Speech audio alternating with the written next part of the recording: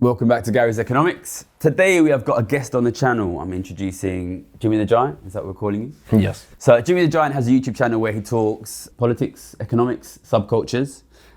He's got a video on there called How I Escaped the Alt-Right Pipeline, which talks about how he was a big fan of Jordan Peterson, wasn't he? Yeah, I love the book. And how he's been watching a lot of stuff. He's been watching our channel and it's made him more skeptical about these right-wing ideas. He's made him more interested in inequality, economics. A lot of people have been messaging saying we should chat. I've been wanting to get more people on, basically, to talk about what we're doing. More YouTubers, people are talking about the same thing. So welcome to the channel, Jimmy. Hello, hello. Really, the main thing I wanted to talk about, the main reason I wanted to have you on is because, so as you know, I've been doing this thing for a while, right? Where I'm trying to create a space where people who are worried about the economy can come. They feel like welcomed. They feel like they can understand what's happening. They feel like empowered. And they can just develop this understanding in a way that's like not like a non-hostile space. Because the way I see it is bringing people to the YouTube. Look, at the end of the day, what I'm doing, I'll be straight with it. It's a political project. Yeah. It's a political project. And this might sound, I honestly think there is nothing more powerful you politicizing than giving people a good understanding of what's happening. Yeah. Because the reality of what's happening here is just going to get worse. Mm-hmm. And I think this I just shot a Musk video before this, and I know you're going to shoot one. He's the gift that keeps giving for content. He's going to be funding a lot of this like anti-immigrant rhetoric, right? Yeah. Obviously, we are never going to be able to compete for funding with people like Elon Musk. Where we can compete is, the reality of the situation is, if we keep going in this direction, poverty will get worse and more people will be in poverty. Mm. And they can never say that. Yeah. They will say that, and they'll say it's because of immigration. Yeah. This is one I've been kind of confused about, is like, this is about immigration, but it ties obviously into economics. Why would right-wingers who are in big businesses, like an Elon Musk, I think I understand it for Elon, but there's other examples. Why would they be anti-immigration? Because for them, obviously, immigration is better for their business, largely. So by the time this comes out, my Musk video will be out and it's described in there, but I'll go through it. Yeah. I mean, to be honest, this is the way I see it. The way I see it, it makes total sense, right? Because in my opinion, the economy is going to keep getting worse in terms of living standards. And it's already been getting worse for a long time. And people are super, super unhappy with the status quo, right? With the way things are. So if things keep getting worse, people demand some sort of change on the economy. They're like, we know that this direction is not working. We need something else. There's this quote from Milton Friedman, which is like, at times of crisis, the alternative will be chosen from the ideas lying around at the time. So like, we are in a state in society now, I think anybody really smart recognizes we're going downhill. Yeah. And as you keep going downhill, eventually politically in democracies, some kind of change has to be sold to the public. Mm-hmm. So then we're looking around and we're like, okay, what are the alternatives? It's really, really obvious what the number one loudest, most popular alternative is right now. Like, it's these anti-immigrant, anti-foreigner political parties, massively growing in popularity all over the world. They are the loudest voice. What's the second loudest voice? I honestly think the second loudest voice is us. Like, not just me, but like, you know, if you look at this Luigi Mangione, you know, and the support for him, right? The alternative is tax the rich. And the right uses all that's always what populist right does. It takes elements of populist left rhetoric. So they will be anti-corporations. Like you see this weird crossover where very right-wing people will be anti-corporations or anti-certain billionaires. Mm-hmm. Because for them, it's always about making a scapegoat. And you can do that within even the billionaire class. You can say billionaires are great. Like, these people, they fund our economy, they make jobs, but it's those billionaires, and they always tend to end up being the ones they don't like, which is always the Jewish ones. So they'll point out to George Soros and, you know, certain ones. That's maybe a little less true because they'll also point at like Bill Gates and stuff like that. But they'll pick certain ones, maybe the ones that align to, like, it seems actually more, it's the ones that maybe have some left-wing values or something. They pick, say, the left-wing billionaires, the ones who are bringing the world down. But they understand that, everyone's always looking for an enemy. In a time of crisis, you're looking for an enemy. And they understand that, the billionaires understand that, and they are looking for, well, how do we make it not us? How do we keep some form of the status quo, but it's not us that gets targeted? So we pick these billionaires and these migrants. Yeah, I think these guys have lots and lots and lots and lots of money. And I think they understand, on like a pretty simple level, we need to fund really any potentially popular narrative that is not blaming us. Yeah. Ultimately, not a lot of people put money into like funding this narrative building. Yeah. So the billionaires don't need to pay that much to kind of dominate the narrative, right? Because also it's like, this is the thing I came to the enlightenment of, and it's crazy it took me so fucking long, but it was like, there is the separation of left-wing economics and left-wing social values. So the way that a right-winger can look at the world and say it's overrun by leftists is because they're talking about social values. Mm-hmm. And they're talking about like LGBT representation, discussions on race, discussions on gender. They consider that the left. Yeah. Whereas you can literally not believe in any of those things. You could be a racist lefty on economics, but right-wing on social values. So they can paint the world as being overrun by leftists, where we're so right-wing on economics. And because people don't have this education and understanding this terminology, it gets so confusing. Because they can say, oh, look at the left and they're, LGBT flags on Oxford Street and blah, blah, blah, were controlled by the left. And you're like, but bruv, we have like fucking foreign billionaires own our water. They own our fucking railway. It's like, it'd be insane to think that we're left on economics in this country. I mean, we have obviously some safety nets. Yeah. But that's how they perceive the world from this lens. And it's like, that's a level of education people need to start understanding, is that separation on left-wing social values and left-wing economic values. And that's the thing I try. I talk a lot on economics because I personally believe like a lot of social things are downstream of economics. Yeah. So I think you in societies where it's more equal, you probably find there's less discrimination. So I sort of believe in that rising tide floats all boats in this premise, where it's like, if we can reduce inequality, if we can raise people's living standards, you'll probably find less racists and you'll probably find that people get along. Maybe, not like 100%, you still need to put efforts into those things. But I think you have to, this is like I think when you over-focus on like the social issues, you're putting your cart before your horse before the cart, whatever the fucking expression is. Yeah, I mean, you know what I do, like, I barely speak about social issues. Yeah. I mean, the only reason I've been talking a little bit more about immigration recently, and I'll tell you exactly why. I'm not an expert on social issues, right? And I'm not an expert on immigration. I'm an expert in economics. The reason I've started talking about immigration is because I started seeing it in the comments. Yeah. And it's all I get. Like, obviously, my channel's called Gary's Economics. We talk about economics, right? And it was about a year ago, maybe more, like a year and a half, I started to see people talking about immigration in the comments. And I was quite confused initially because, like, immigration was not really previously seen as an economic issue.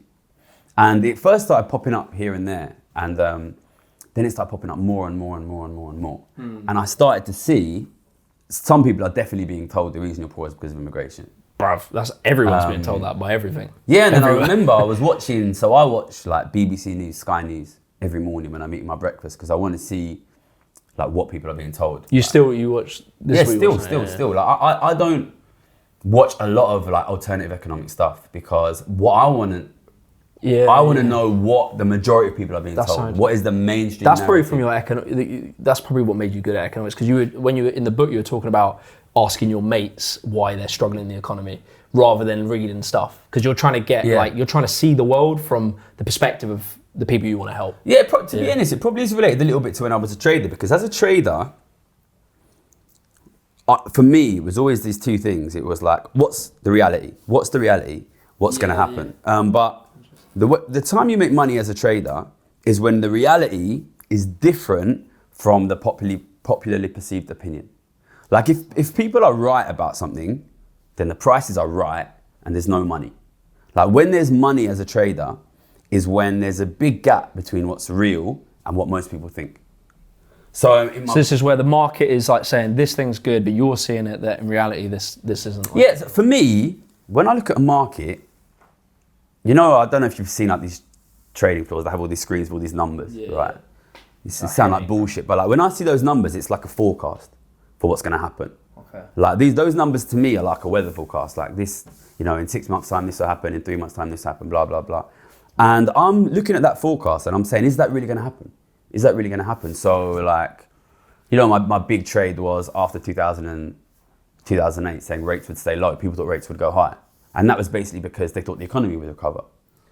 Interesting. How did you have I know we're sort of tangenting, but how did you have the confidence? Because you were new in that job, I suppose, at that point. You'd only been there a couple of years. Well, I didn't really start betting on it till early 2011, by which time I'd been full-time for just over 2.5 years. Because I'd be like, well, I'm too new at this job. I'm probably like wrong. Maybe I have this intuition, but probably I'm wrong. But the thing is, like, I went to LSE, so I was like quite like a talented student or whatever in my primary school, and then I went to grammar school, and I was kind of like the smartest kid in the grammar school, right? Man like Gary, And then I went to LSE, and I thought LSE would be full of smart kids. But the maddest thing about LSE, in particular, you know about LSE, right? LSE, for those who don't know, London School of Economics, like a very fancy economics university in London, and loads and loads of foreign students. I don't want to be disrespectful to the foreign students at LSE, right? A lot of these guys are not that smart. Of course, some of them are, but at the end of the day, the truth is, they're there because they're from very rich families. Yeah. And the thing is, they don't even need to be smart. Yeah. Because like they're gonna go home and they're gonna work like for like the government or like for their dad's company. Or some of the dumbest kids I've ever met were rich as they're fuck. there. The truth is, a lot of these guys go to LSE to find a husband or a wife. I know that sounds mad, Tinder but for the the thing wealthy. is, and they work for Goldman Sachs for a few years, and then they go. And then when I went into the trading, I remember being in like one game theory class in third year LSE, and the professor asked this question. It was quite an easy question, and he asked one guy, nothing, another guy, nothing, another guy, nothing, another. They don't fucking care.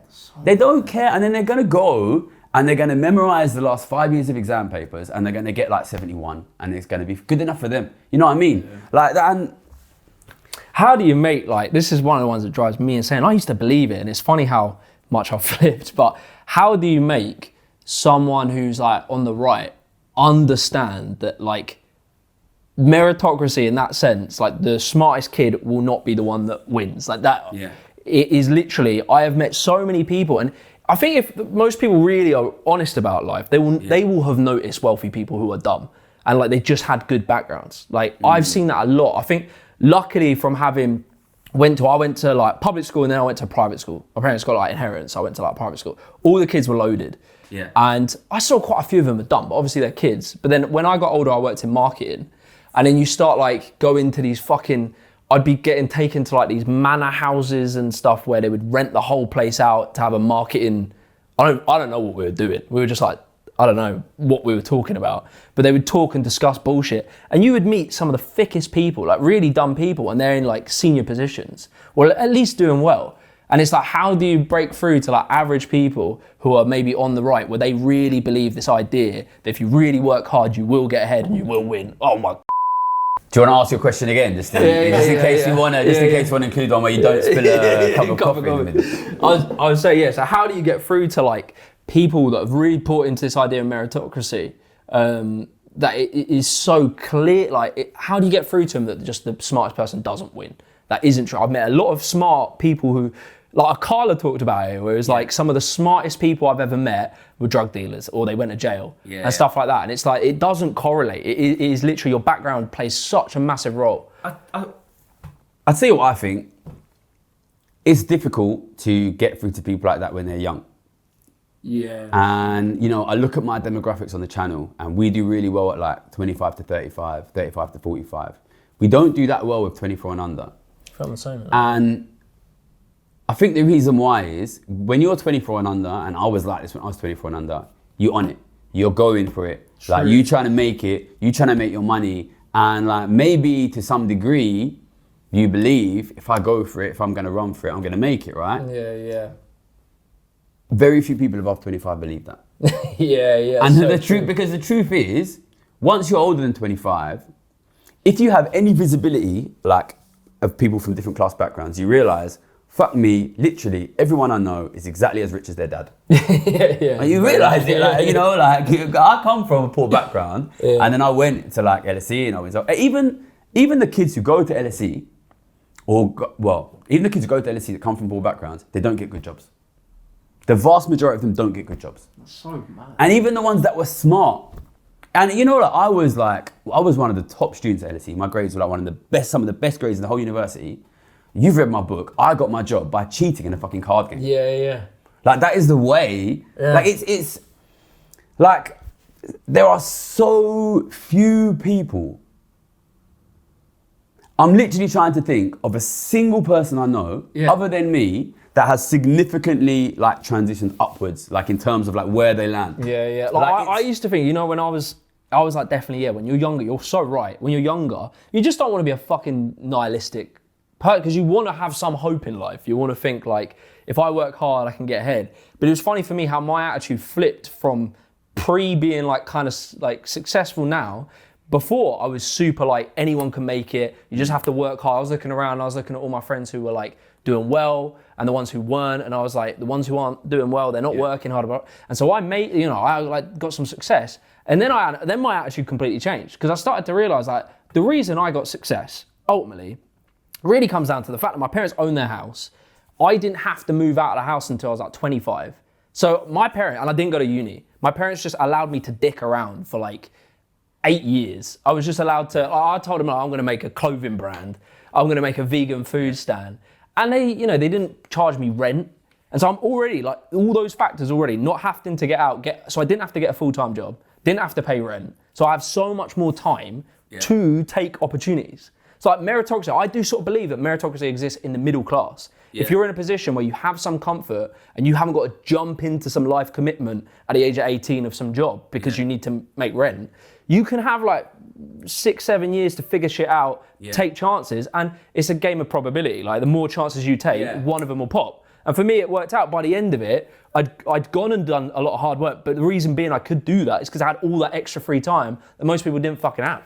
The reason my YouTube career popped off was because I got furloughed for 2 months as one of my videos went viral. So I had two months just to work on YouTube videos. Yeah. So I had the time. I think one thing I've been wanting to talk about this for a while, actually. One thing about social mobility is social mobility exists at a very zoomed in scale.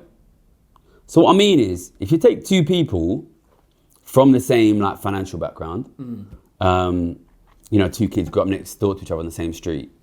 If one of them like works really, really, really hard and like studies really, really hard, and the other one, you know, sits around smoking weed, like, most chances this guy will end up richer than that guy. Yeah. But if there's a kid like 10 minutes down in a nice neighborhood who's from a much richer family, that kid can sit around and smoke weed. You'll never catch him. You'll never catch him. He'll end up in market. What I mean is, like, so it is true for people, and then what that means is then social mobility seems real. Because people compare themselves to people on the same level. I always remember. It's the same for me, man. Yeah, my dad, he won't like me like calling him out on this, but my dad is like, he's a little bit reformy. You know what I mean? Like, they all are. There's a lot of people supporting reform, right? Like, so we shouldn't like mock it, right? My dad was a bit like that. Yeah. And he was like, he was this kind of, you know, we just work hard, we get our head down, you know, we don't like point fingers. We don't look at the rich. And that's that Thatcher era. That comes off the back. He went, and he was like big Thatcher fan. And he probably was the generation that won off. Yeah, he was like 21, 22 when Thatcher came in, and they thought it was like cool and sexy, whatever. But he went for a walk around the area he grew up with my mum. They're from South London, and they walked around Balham, and they saw in an estate agent's window a house on the street my dad grew up cost more than £1 million. And I think that's when he realised, well, it can't work. How can social mobility exist when the amount of money that I need to give my kids the life that my dad gave me, his dad was a bus conductor, right? Is completely impossible to get no matter how hard I work. Like, that's the thing. This is the thing when house prices become £1 million a house, £2 million a house, that means that social mobility can only exist at zoomed in level.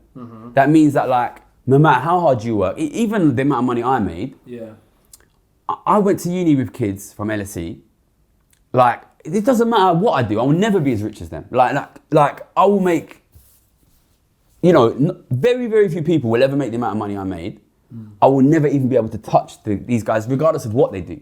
Like, so, and that's what it means when house prices are like that. Yeah, what you were saying, and this is something I've sort of thought about a lot, is like the separation of, how would you word it? Like, what can be true on an individual level doesn't necessarily ring true for a big group. So like, on an individual level, and this is what I say, if I was to talk to a friend and be like, and they wanted, or like some young 18-year-old lad, and he's like, he wanted life advice, I would tell him all the libertarian, go pull yourself up, go to the gym. I would tell him all that shit. Yeah. But I would be insane to think that everyone in society, that advice even works for everyone. On an individual level, you can probably improve your life slightly. Like your example is good. Yeah. If you had two guys from a working class background, one sitting around playing COD and smoking all day, and the other one's like working, he will get ahead. He's probably never going to buy a house, but he's probably going to get ahead. Yeah. And the other guy's probably not. So on an individual level, while it is true, if you were to work harder, probably you improve your life fractionally. Yeah. It's the dumbest advice on a macro Yeah, level. I want to be like really clear. I ain't telling nobody don't work hard. No, yeah. And I never said... That's where the left gets a bit I never lost, said to anybody don't work hard, and I'm not against making money. Like, I've been poor, you know, and I ain't going to tell, you know, anybody out there, and I work fucking hard. Yeah. I worked hard to get my job, and I worked hard in my job, and I worked hard to make money, and I'm supportive of all these things. But this is a big thing which I think about a lot nowadays, is like, I also understand that class interests exist. Yeah. And we live in a world where very rapidly the middle class is losing to these super rich. And on an individual basis, these rich guys will win. Yeah. They will win. Like, you cannot compete with these guys. They're too rich. They will win. And over time, that wealth will pass out of your class and into their class. And because you can't win on the battle of money, you have to play the game of politics. You just fucking have to. You have to play the game of politics. If you don't play that game, you're going to lose. But how do we communicate to people that you have to do both? In the sense that you have to work hard and you have to save your money, you have to try and invest, you have to do all these things. But if you don't play that political game on the same team as that guy that lives next door to you, the same team as the guy in your football team, as the same team as like the people you go to school with, as the same team as the, you know. That's why if you don't play that political game, you have to do both. I think that is where the right does really well with the young male demographic, is because it offers a empowering message, albeit stupid, like to tell young people they can somehow, you know, become a billionaire. It's like, it's outrageous. But to a young person who has no life experience and no understanding of like complicated systems, like power structures and how they affect you, an optimistic message will always sell to a good, especially young men who are being told they need to go and provide and need to become powerful and strong, and we idolize that. Yeah.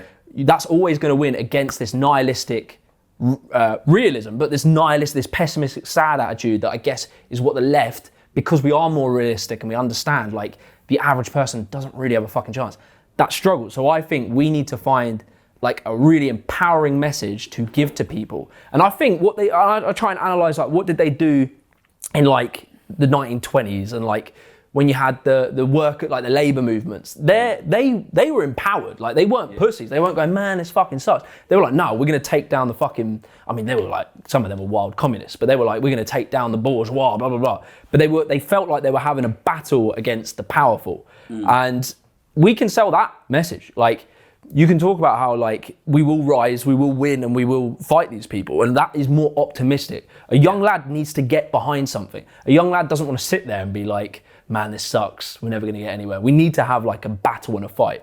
And it might be dumb, it might be really stupid, but I think that's how we have to frame stuff, is this is a big battle that we can win, but we have to unite and like fight against it. And I think a lot of it is about rhetoric. Like, I'm quite a believer in rhetoric. Like, I think you need strong, powerful ideas that motivate people. I mean, that's why sort of your channel caught my eye in a way. The big question I want to ask, what do you think we need to do? What do you think we need to achieve ultimately? How do you think we need to play it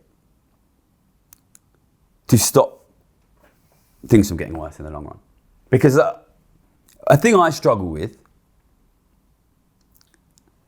is I think we're going to lose. Yeah, I was talking to my missus about that. Like, I was saying, like, Gary is a pessimist. Sorry, I'm not. No, tell me what you think. I think that's I would say I land on being more optimistic. Perhaps that's always just how my attitude has been. And I was thinking, you come across as a realist, and realists are pessimists because reality is the fight is unbelievably challenging. Yeah. And if you're to be a realist, like, you can make the argument it's very unlikely. Yeah. But I think that is important to have that realism because it does keep you grounded. But I want to make clear. Yeah. When I say I think we're going to lose, that doesn't mean I think we're definitely going to lose. I wouldn't do this job listen, I'm a trader, I'm a betting man, right? I wouldn't do this job if I thought we were definitely going to lose. I'd just be off making my fucking millions. I'd be in the Philippines somewhere drinking pina coladas, right? I don't need to do this, right? I think that we have a chance. I think that in a sense that because I'm so pessimistic about the economy, I think that actually creates massive political opportunities. I think that the level of discontent on the street is massive. I think that people don't fucking like Nigel Farage. They just don't see anyone better. That's it, yeah. I think they honestly don't see anyone better. Look, people hate the Tories. They hate Labour. And Nigel Farage is just like, I'm someone else. Yeah. And I think that there's a fucking gap. That's why I would say I'm optimistic. I like see a lot of stuff as like I play board games with my mates quite a bit, like a lot of strategy games, and I'm not even that good. I always come second, but my mate is very good. I have a very smart mate, and I always at the end of the game I always sort of like say, how did you do it? Yeah. And he's got such a strategical, he can think steps forward. So I have picked up a bit of it, and I like looking at things like that. So like I see right now as a massive, what you're saying, like a massive opportunity. Like there's two sides, and it requires lots of things to go right in order for it to work. But I can see something like the fact that in Britain, if we compare, like, say, everywhere's seeing this far right surge, and that's obviously the fear of people who are like quite economically left wing or whatever. Mm-hmm. The far right surge is worrying, but we see it in like European nations, we see it in America, and we see it a little bit in Britain. But I think Britain stands in a particularly different sort of set of material circumstances that make us a little bit less likely to really fall down that rabbit hole, and we have a bit more opportunity. And I think a lot of it, and it's like every bad thing can be a good thing at some point. So like we had 14 fucking years of austerity, and like I think when you look at reform, and I know they're a bit clever, like sometimes they say some sort of economically left-wing thing, we want to get free rail, like nationalise the rail and stuff. But fundamentally, their economic beliefs are small state, cuts. And like you look at Rupert Lowe, he talks about we need to shrink the state, and they're sort of regurgitating that stuff. I don't think that rhetoric will play well in British people specifically, because we've had 14 years of slashing the state. We've cut $500 billion in planned spending across those years, and we're all aware of it. We can see the results of shrinking the state. So that rhetoric, I know they're always going to lead with immigration because that can get people in the door. But if we really jump on like talking about their economic policies, it's exactly the same as what we've had, and you're basically Reform are just saying more cuts. Like that is fundamentally where it will be. So if we can jump on them on that stuff, then also the second thing is that Donald Trump, he's like so tied to reform. Like if you think the success or lack of success of Donald Trump is also the lack or the benefit to reform. If Trump does really well, reform will probably do well. But if Trump does really bad, that's not good for reform because they're like in bed with him basically. So Trump has 4 years, and our election, if I'm not mistaken, is just after when he will come out of office. Yeah, it should be if it goes 5 years. If he doesn't do another coup. Yeah. So like we've got an opportunity where we're going to see the Donald Trump era, and then we have our election. So that is material. That's like quite a different kettle of fish to other people. Like for us, that's really good. We've had this 14 years of austerity. We don't like big cuts. Then we're going to see what Donald Trump does. Hopefully, in our like from a gameplay mechanics sort of perspective, you want Donald Trump to kind of fail. Like it will help us. Yeah.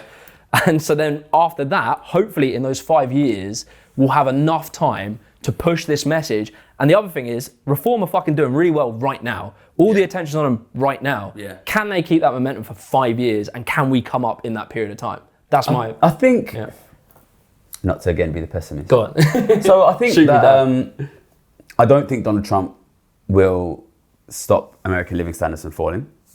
So I think you're right in that, because I think he's committed to cutting tax on the rich. I don't think that's going to be good. I think living standards will keep falling in the States.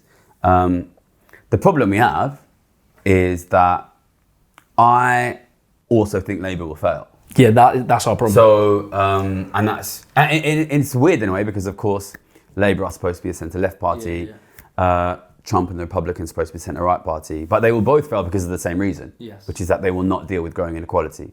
And I think I haven't spoken about this yet, but like next election will be interesting, because the right will be split between the Conservatives and Reform. Labour, I think, will almost certainly do pretty badly. So you could end up with this kind of weird three-way split. Labour will probably also lose more to the Greens. But that's to assume that Labour won't get taken over. So this is that's what we need to do. And this is, you know, what I wanted to ask you then after this was like, after this sort of, you know, what do you think our chances are? I wanted to sort of zoom in a bit more on you and me, because you and me are you and me, and what we need to do is what is like the best thing from our strategic position. Which is, what is the best thing for like us to do? Because my plan, I think there's going to be an opening. I was going to say I think there's going to be an opening on Labour, but to be honest, I kind of think fuck Labour. Not in that sense. I don't want to be like I hate Labour, but what I mean is, I think our only chance is to get the idea that inequality is the cause of living standards bang at the front of the conversation. And it doesn't, because you look at Rupert Murdoch, right? He doesn't fucking lobby the Conservative Party. He fucking tells the people what to think. Very true. And then the Conservative Party have to do what he says. Because if he controls what the people believe, then that pushes it doesn't matter. And you know, don't get me wrong, true. you know, I would love to have Labour coming to me and saying, you know, come. But the truth is, even if Labour were behind me, if the public didn't believe that you need to deal with inequality, Labour couldn't do shit anyway. So I think that, okay, look, at our YouTube channels or whatever, medium-sized or whatever, but like, we have a public voice and we can, to some degree, influence what the public think. And an engaged voice, like our audience. I think they feel, and that's what I like reading in the comments, and I see it in yours as well. It doesn't sound like people are kind of like on our side and they're like championing us, and that's like a good sign for like some kind of like movement or something. Is that you got people that you're giving them faith, like you're giving them someone that can help fight for them, and that's like a good thing. I think what you're saying is right. Personally, like I would happily see just a pressure group, could be a party. Like ultimately, like UKIP were very good at pressuring the Tories, and I'm not opposed to that. My hope would be that you make a pressure group that forces Labour in a direction. And what you're saying, if you can force the public push attitude, the public, push the public. I see what you're saying. Like push the at the end of the day, if I'm right on this, and I think I am right, the public are fucked if you don't deal with inequality. And if the public know that, if they really know that, then it doesn't fucking matter what Labour do, and it doesn't matter what the Conservatives, it doesn't matter what Farage do, because the public can say, we are not going to vote for fucking anyone who doesn't deliver on this issue. And I think that is what I would hope to achieve. And when I say that, like, this is one of the reasons why I kind of wanted to have you on. It's not just me, and it's not just you, and it's not just me and you. This is a societal conversation. And if enough people get behind this idea, and it's obviously because we have YouTube channels, we can amplify our voices, but everyone has a fucking voice. So everyone goes out, like, this is not something that will be decided on YouTube, right? Like, people are going to watch this, and then they're going to go to the pub with their mates, right? And they're going to talk about it to their mates, right? And they're going to go to fucking church, and they're going to go to fucking mosque, and they're going to go to fucking football, and they're going to go to fucking hair salon. You know what I mean? Like, ultimately, what I want people to do, or what I want you to do, obviously you're your own man, and what I want the people watching to do is the same thing I'm doing, which is fucking convince people. Yeah, that's such a good point. Yeah, like if you can just if our job is to try and get the yappy political guy in your group to start seeing what we're seeing, if we can get him on board, and this could be anyone who's literally watching, you might not have a YouTube channel or something, but it could just be some bro who loves his politics and that, and he's the guy who will chat about that amongst his group, and he will softly influence his group, and then that can, if that happens on a large scale, that massively changes. One thing I want to say on this when you mention that is just like, don't be pricks to your mates, basically, because I know like you can piss people off if you're too aggressive, like, and I know like I try not to talk. And I hope I haven't done it too. I try not to talk disrespectfully about people who vote for Reform, people who like Donald Trump, people who like Nigel Farage. Like I think these guys are misdirecting you. Yeah. We need to be like, you don't win arguments by telling people around you that they're fucking pricks. That's exactly what I like. 100%. Like, we need to be bringing people in here, man. We need to be like support, and like people are scared, man. Yeah. People are scared. Look. People are hating immigrants, right? Because I watched Sky News the other day and it said there, housing crisis, immigrants. God damn. It's simple as that, right? And people think, because people are being told that they can't get housed because of immigrants. So like, you can't turn around and be like, anyone who wants low immigration is a racist, anyone who wants low immigration is a prick. Like, we need to convince them, look, it's the growing inequality. We need to make that case, and it's not about like pissing people off and pushing people away, like people are scared, man. Yeah, I agree. That's like one of those ones where you're saying like, where I was thinking earlier, you know, I said about the meritocracy. There's a few certain like sticking points that I think people need more information on, simplified. Because at some point, people didn't believe in meritocracy. At some point, people didn't believe immigrants were the cause of all problems, but they heard a few little things and they built up that story, that like belief in their head. And I think like the immigration one is one I try and attack at the moment. I've done a few videos, but it's like this zero sum people. We have a massive gap of information with immigration. That was a bar. Gap of information about immigration, because we see it in such a zero sum way about when it comes to economics. And this is like this thing that I realized as I got older is like little information on a topic is worse than no information. It's like a classic thing people say. And like immigration is a really good one, because you could say something like, you witness, I don't know, you worked in this industry, say it was like, I don't know, you worked at a shop, you just stacking shelves or something, and you notice that there's now like an Asian guy doing that job. In your head, from an individual level, if you don't understand macroeconomics, you have seen that guy took your job, and that's how you see it. But the understanding around immigration, how it affects economies, is one of these areas, because we're so poorly informed about it. You look at it from a surface level and not have a deeper understanding. It'd be like looking at the earth in front of you and going, the world is flat. But we know it's not flat because when we were in school, we were taught about like how the fucking solar system works and all that. But because we see things and we have such a gap of information, you don't understand. Like if an immigrant comes in and he takes your job, blah, blah, blah, whatever, you see that as a net negative to your life. But that immigrant who's come in, he's brought in, let's say, he needs his hair cut once every week, or he needs to go get his car repaired, and he needs to go buy food, he goes to the local restaurant. That immigrant has brought trade to thousands of businesses. So like the way we understand economy on like a individual level, when we see this guy's taking your job, we're not seeing the wider invisible effect that he is bringing benefits to your economy. So like this is one of those things where if there's a lack of information, people will just use their sort of like first-hand interpretation of what immigration looks like in their life or whatever, and not expand it out to wider economics. Like that immigrant is a benefit because he's bought a load of trade, or he's a new customer to this business. If you fit carpets or whatever, he will one day need his carpet fit, he will employ you. Like, do you see what I'm saying? And this is one of the topics, like the meritocracy, where that lack of information, that lack of understanding allows people to just say like, yeah, they're taking your jobs, they're doing this, they're like, you know, stealing the houses and blah, blah, blah, blah, blah. Yeah, man, I worry about the like corrosive effect it has on like just communities, basically, like this, because I know that, you know, people who want low immigration, they're not racists. There are some racists, but a lot of people just hold like this is the economic problem, right? Yeah. But that's why they always say, I'm not a racist, but, and that's why I've got an Asian mate, because they're not fundamentally hatred. They don't have a hatred of their skin color or whatever. They're being told that they're the root of the problem on a macro level. Yeah. I just see like, it's fucking divisive. It is. Yeah. It's fucking divisive, and you know, I come from East London, you know, and it's like very, very, very multicultural place, right? And that's not like unique by any stretch of the imagination. Like, especially when we talk about poorer people in this country, especially when we talk about the cities, especially when we talk about younger people.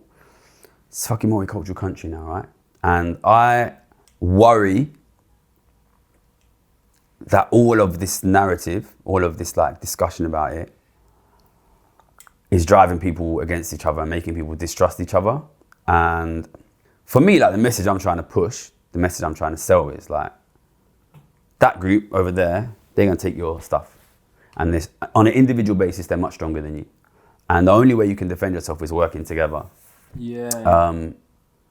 And if, you know, the working classes, which is, you know, the working classes is racially diverse. Yeah. You know, the working classes of the country is racially diverse.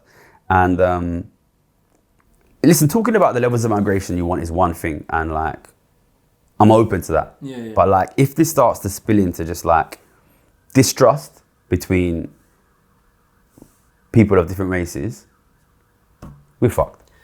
Are you saying like, you think instead of trying to dispel every myth around immigration or every argument or whatever, or even, you know, if they have some good arguments or whatever, instead of going down that route of trying to debunk and disprove and stuff, you would say it's better to just put the attention on the real like problem, which is obviously inequality. So like, are you saying from a strategical point of view, you don't know how valuable it is to like go into the ins and outs of why these people are wrong, but rather try and show why you're right? This is something I've thought about quite a lot.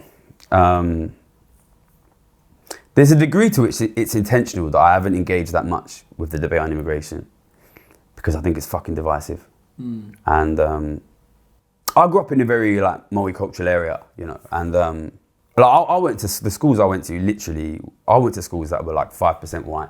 Yeah, yeah. My school was like at least 50, 60% black, so they were like mainly Nigerians. So I was just completely normal with it. I was like, I didn't think about it.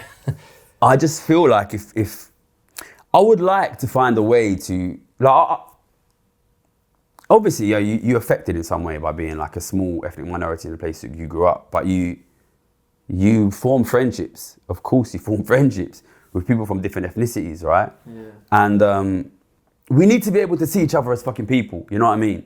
And like, not just the differences. So I always think that. I'm always like, yeah, no matter how much you think you're different to, say, a guy who, even like, say, someone who's come in as a refugee, how different you might think your lives are. Realistically, the things that happen on a political scale, those decisions, the same decision, if they raise a tax on, you know, working class people, or if they, I don't know, if they cut, more so, if they cut a certain public service, if they underfund the NHS, both you and the refugee are very negatively affected by that exact same decision.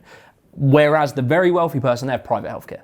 So like, your lives are affected by the same decisions in very similar ways. If house prices go up, that affects you and the guy who goes to the mosque. Like, your lives are both very negatively affected. The billionaire or the millionaire even, they make money off of that. So it's like, you got to start seeing that these same things are affecting the people we think we have a lot of differences with. Our lives are so similar, I'm sure. Let's talk about, how much do you think we can achieve on YouTube? And what do you think is the best way to be effective?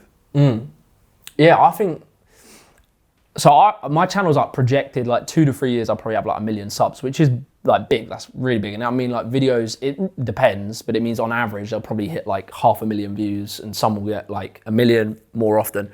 And that's massive. And if my channel probably is, I think your trajectory is probably steeper. So yours will probably be in a similar category. And bearing in mind, that would put us 3 years out from the election. So we'd be in a bigger position at a time where we're still like, we're coming close to election. So that's like quite good.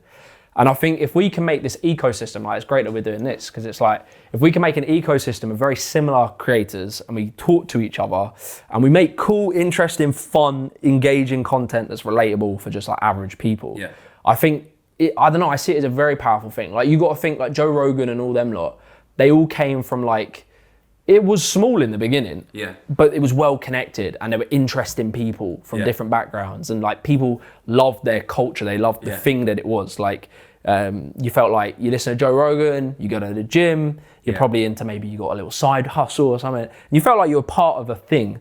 And I think if we can create something like that, especially like, you know, we talk a lot about young lads, but I think like in my sort of channel and stuff, but I think like if we can give something for young lads, I think that'd be great. Because if we can connect them, then it will just galvanize people. So I think we have a good timeline of doing. This idea about like an ecosystem of different creators. One of the reasons I wanted to have you on is because I don't actually watch a lot of YouTube. No, you don't. I don't watch a lot of social media. ASMRs. Yeah, except for my ASMR. Don't out me for watching ASMR. So I don't watch a lot of social media. I know you are like a lot more clued in. So maybe you can talk a little bit about other creators that you think are doing good work, that people watching might want to go check out, and also about like whether you are doing work yourself to try to sort of build a bit of community that is trying to do something a little bit more political. Yeah. So I've started a Discord like maybe a year ago, and that's doing like pretty well. I think we've got like 2,000 people, and it's fairly new, but they're super active and they're always chatting. So like I understand the need to do the connecting the people and that, so I'm trying to get more into streaming because that's like the perfect platform for doing that. So I've been working on like, it's tough getting the time to stream, but the goal is anyway to stream a lot more and do collabs with different people. And like a list of creators I would say who are like killing it, that are sick, that I could see coming together is people like Ordinary Things. He's sick. We don't agree on everything, but on the general problems about like inequality and stuff, we're like pretty clued in. On that, and he makes great videos. They're very funny. He's just a Britishy lad, like, you know. So Ordinary Things, and he's got a big audience, like 1 million, whatever. Just Some Geezer. He's a younger, newer creator, but he's been making these like pieces on like right-wing people. So he did one on like Tommy Robinson, and he did one on like Piers Morgan, and they're really good. He's quite funny as well. So I want to like connect up with him. Who else? There's a geezer by the name of Tom. Is it Tom Nicholson? Tom Nicholson? Yeah. I'd say he's a smart bruh. He's like a brains. He makes incredibly good videos, and he's funny, and he's very switched on stuff. And his academic side's good because it makes you like learn stuff that maybe you'd gloss over or whatever. Who else? A Different Bias. He's a guy who makes daily, he's great, right? So we got all these big video essay channels where we talk about very nebulous, big topics, but A Different Bias, he makes like daily political commentary on British stuff, and he's very good, he's funny, they're off the cuff, and they're like good. So there's people doing stuff. There's people doing stuff, and they're funny, they're charismatic people, like they're all... I often think like, it's gonna need that. It's going to need lots of different people doing lots of different things, and like... And I think streaming and podcasts, like connecting these people, because that's like where everything's at. Right? And I would like to say, like, people watching, if you're interested in creating, like, we need more people doing it. We need more people doing it. And people message me sometimes, you know, should I study economics? I'm quite anti it. But we need people studying economics. 100%. We need people going into the political parties. We need people going into the media. We need people doing like creative stuff. We need people creating art. We need people like... musicians, bro. Yeah. Whatever, like, wherever you are, like, if you're thinking about getting involved, get involved. And in your own way. What you're saying is right about music. Music's massive. Like, I want to start making more music. You need to start making music. Get Gary on the mic. But yeah, like musicians and stuff. Because if you go back and listen to that old Akala Fire in the Booth, and you listen to it, the man just fucking explained inequality in a song. But I want to encourage people, like, Akala is great, but you don't need to be Akala. No, what I'm saying is, we can all be influential in the sphere that we're in. We can all be like, you know, it might be like, you might just reach whatever your school, where people here are still in school, you might just reach people in your workplace, like, make something, like, do something, reach people around you. That's what I would say. And I think, like, I know I keep banging on about like types of people, and I know it's sort of dumb, and on a personal level I don't really care, but like, if you're like a geezer who's fucking absolutely TRT'd out and you're massive, and who in our areas looks like that and is making that content and can speak to people that are similar like that. Same for like, if you're like a fucking lad from the ends, like if you started doing content or just doing something and talking about these topics, you're gonna speak to so many people that the really academic lot who are great, they're never gonna reach and they're never gonna appeal to. Yeah, so that's what you need, like, The more diversity of voices, and it can work in weird ways. It can work in, like, I remember when I was a kid, when grime popped off, and it was Dizzy Rascal, and it was Kano, and it was Wiley, and like for me, those guys were me. Yeah, like I was like, these guys are me. Like, so you never really know, like. Yeah, and it's like when, so like. But I would like to add to a point, like, you know, we need women doing this as well. Like I know, like I see the demographics on my channel. I know it's mainly men watching. Like everybody is welcome here, and we need people of all different. And the ladies, they're a bit more ahead of us, man. They're more left wing, so they're doing a good job already. So like we're trying, but yeah, keep doing what you're doing. You the ladies are smashing it. We need to pick up the slack our end, I think. Yeah, but yeah, women are killing it. Yeah, try to get as many people on as we can. But anyway, I want to get to my next question. I know you've been following the channel for a bit. Is there anything that we've been talking about that you think is not clear, that you would like understanding better? Is there anything we haven't covered that you would like us to cover? Yeah, the one that does jump to my mind is if the wealthy own assets. Yeah. I understand that housing, I can definitely understand that the argument why owning housing is very net negative generally for people. If they own stocks in companies, would the right-wing argument not be correct that would bring more money to invest into the company, to bring more jobs? And is that a fair argument? Or? There being more wealth is not a bad thing. You know, if wealth is being creative, that's a good thing. Specifically the problem is it's transfer. So like if those stocks used to be owned by ordinary people, and then one generation down the line the ordinary people don't have them, this is a problem. It's a problem because you need to, that's what your pension is basically. You're owning pensions. So like, if these guys are owning the stocks and you're not owning the stocks, well then how are you going to pay for your retirement? You see what I'm saying? So is there like statistics to say that like at some point working class or middle class families owned more stocks and now more stocks are landing in the hands of billionaires? Is there probably something to say? Well, I mean, a lot of young people are not even, I've never even thought about it. Like pensions, you know what I mean? Like pension contributions, like it's becoming way more difficult for young people to own pensions, these kinds of things. But the truth is like, that kind of private asset in this country, the working class has never had like a massive share of those kinds of you've kind assets. of clicked something in my head, I get it. Yeah. Like in a country like Germany or the US, where there's more of a culture of owning stocks and shares for the working class, they will see more like they're losing stocks and shares. In this country, the truth is like, the middle class never owned a huge amount, but like our generation versus our parents' generation, they were saving pensions more than we. What you're saying, I never put those two together, that it's pensions that are stocks and shares. I never put that together, and I know for a fact that my generation nowadays, young people, just don't own stocks. That's what I was going to say. Like I don't know. I know very few people that have an actual pension, and my dad is always like, when we was your age, we were starting building up our pensions. Yeah, but there's knock-on effects, right? Which is like, okay, you don't have stocks and shares, you don't have a pension. Well, that means like you can't save much money, you know what I mean? And you're going to drop your spending, right? Because you know, like, oh my God, like I don't have a pension, you know what I mean? I can't afford this. And it means and then also the rich, just on the other side, this is the side which doesn't get spoken about. The rich owning a shit ton is itself a problem. Because if the rich own a shit ton of stocks and shares, as opposed to ordinary families, they generate a shit ton of passive income. What do they do with that passive income? Buy the rest of the fucking assets. Yeah. And that is why you can't afford a house, right? Yeah, like if you give these guys loads of money, the big thing that you see, if the rich, and people would think about this, if the rich have a fuck ton of stocks and shares, of course you can't afford a house. Like if that guy's making 100 grand a year passive income, you know. You can't compete on that. Yeah, this is the problem. They drive the house price up. And it's not that, I'm not anti-wealth, but the truth is like, the economy is not zero sum. But if it's growing very slowly like it is, it's kind of zero sum. Yeah. And if these guys are getting more and more and more and more and more, they start to buy the things that you need. You know, why do you think it is that, you know, rents go up in London? Somebody's fucking paying them.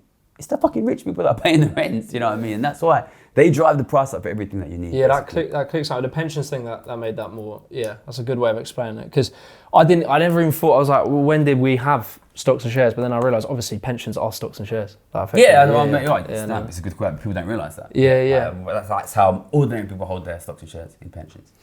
It was kind of like, I've noticed that, I don't know is there a theory about this, but it's like, I noticed the difference. So my wife's Ukrainian, which I bang on about, and they became capitalists in the 90s. Okay. And they didn't to give you perspective, they didn't have restaurants until like the 2000s. You'd go to like a canteen and it wasn't going to be like state of the art. You just grab it and fucking bang it on a plate. Yeah. In the 2000s, you see like this insane rise. Well, really it's sort of late 2000s into 2010s. Yeah. You see a rise in what you could probably call like early stage capitalism, where there's like a real, what people think capitalism is, which is go work hard, have a good idea, and life will reward you.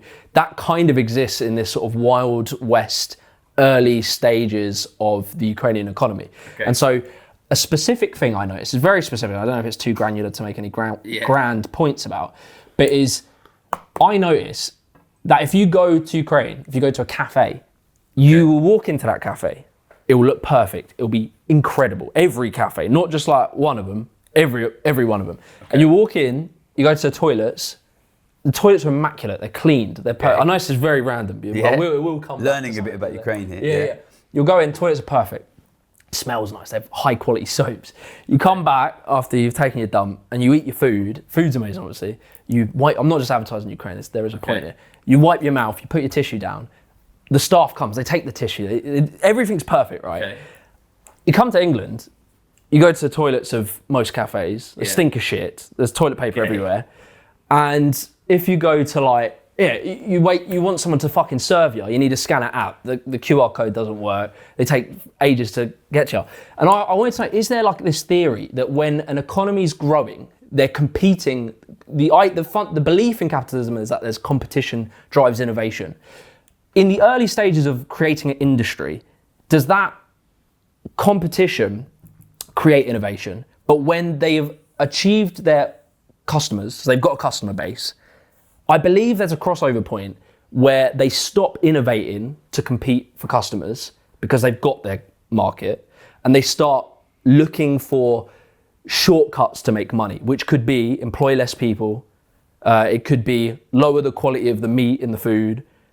Video games, I noticed, had a very similar trajectory. They were sick in the 2000s. Now it's all about loot crates and microtransactions and phone games. Is there a point when is there a name or is there a concept that once you reach, you've caught your audience, then you stop innovating and you start like profit gouging, like you try and, does that make sense? It's a big question, and obviously, Ukraine is not the only country which has very high service culture. I lived in Japan for 2 years, and the quality of service there is like phenomenal. And we could sort of debate how capitalist Japan is. It's kind of a complicated question. I think there is a thing that can tend to happen where I think, and I'm not anti-capitalist. I'm not pro-capitalist. I try to just be pragmatic on things. Capitalism tends to work well when you have a lot of room to expand. Mm-hmm. And this is why, I talk about the dangers of high inequality, and people sometimes use as a counterexample like the USA, which has high inequality and has had for quite a long time high living standards. The USA is still quite a new country, and Europeans arrived there not that long ago, and they were able to expand almost freely because they were basically able to take most of the land over time from the natives. So it's a fucking massive country to expand into. And it doesn't really matter if the rich get really fucking rich. If you have like infinite land and natural resources over there, because like you can get really fucking rich and I'll just go over there. Start something new. Yeah. So like under that kind of this like American context, for a long time, inequality like didn't really seem that dangerous, right? Because you can get as rich as you like, and this kind of concept, which is like politics, and it works, right? Which is like, we go over there, Like for a long time, America was effectively infinitely large from the perspective of Europeans, right? Because it was so big, and you could just keep going west, and you could keep going west, and there's more land, more resources, just go. That is very different to like a mature, advanced economy like Britain or increasingly like the US now, where every square inch of land is owned. Yeah, I've heard something about you kind of connect to a thought there, because I've heard that being called like the new frontier or something like that. So capitalism works by finding new frontiers, exploiting the frontier, and then moving on to the next. Yeah, one. if there's loads of land, it doesn't matter if you've like settled here and you've made this yours. If there's just infinite land, I can just keep going. But as soon as you run out of land, then suddenly people can't keep going anymore, and they need to find land, they need to find work, they need to find resources. Yes. And then also, the rich are still expanding, right? Because the rich are still really rich and they're still expanding. And then what are they expanding into? Well, they're not expanding into empty land anymore. They have to take from somebody else, you know. So I think capitalism tends to work well in like young economies that are growing quickly. The problem is like when you kind of run out to stuff to expand into. And then what tends to happen is then the rich start to take the assets of the middle class and the poor, basically. And one thing that I think is really is quite interesting is, you know, I made a lot of money in my like early mid-20s, and I did like a fuck ton of investments. And some of the investments were like, oh, let's invest in a new company and let's start building a new thing, let's build a new restaurant. And a lot of them were just like, let's just buy property and let's just buy gold and let's buy it. Almost all of the let's build a new thing failed. Yeah, yeah. And almost all of the let's buy an existing thing worked really well, basically. And that's kind of what happens, right? Because once you've got nothing to expand into, well, it's much easier to just because the rich are much richer than the middle class. Yeah. They can just outbid you.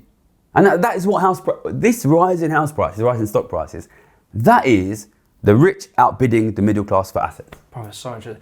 That's why the board games, man. Everyone should play a board game. That's exactly That's what it is like the end of a board game, isn't it? Yeah, it is. It's very much like the end of Monopoly, which is like, you know, it works fine. We're all buying. But then suddenly, like, these guys own everything, and you know, it's so logical when you think about it. It's so logical. Yeah. Yeah. Well, I mean, you know, you look at history, like early, like Industrial Revolution, like it wants to expand. It wants to expand, and that's why you saw like the Europeans. That's why colonialism happened in a sense. Like it's like we have all of this shit, expand and go and like take the. But then eventually, like in a sense, you can view World War I and World War II as basically like they ran out of world to expand into, and then but because you're still growing, you still have all of this like excess production, but you don't have anywhere to expand into. You have no choice but to fight each other, and it's like, okay, well.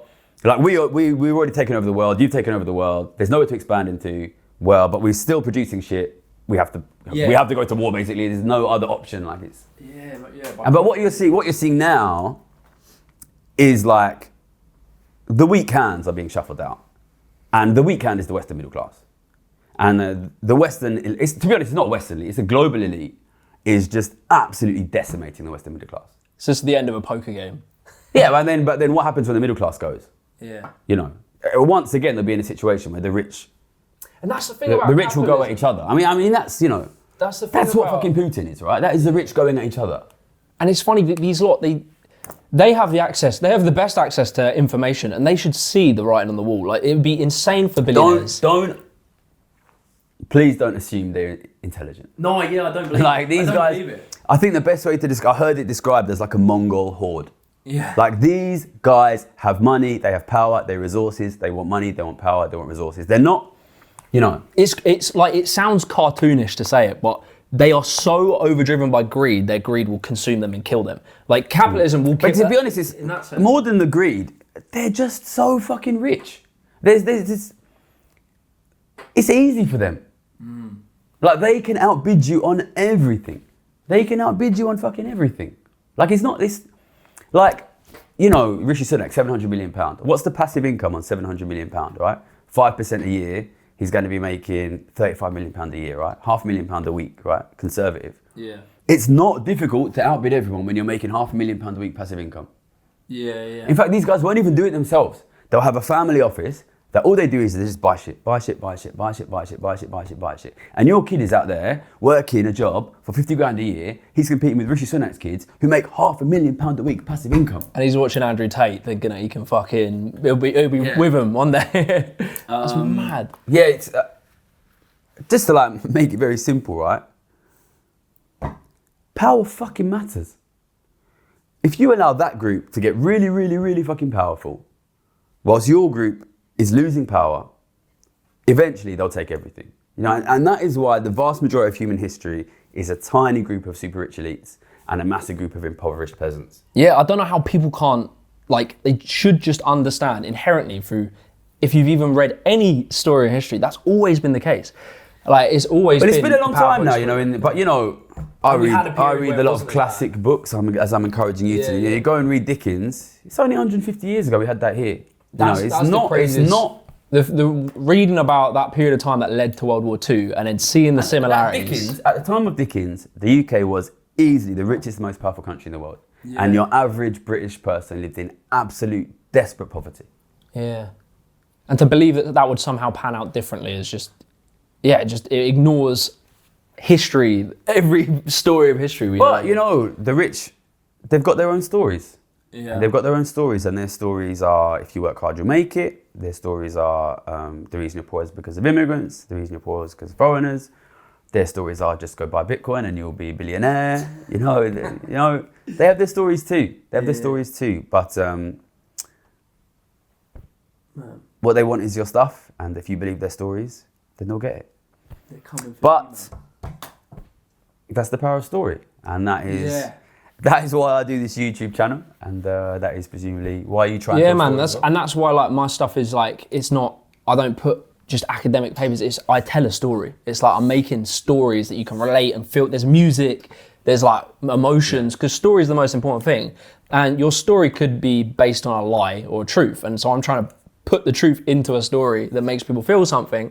That hopefully makes them think differently, I suppose.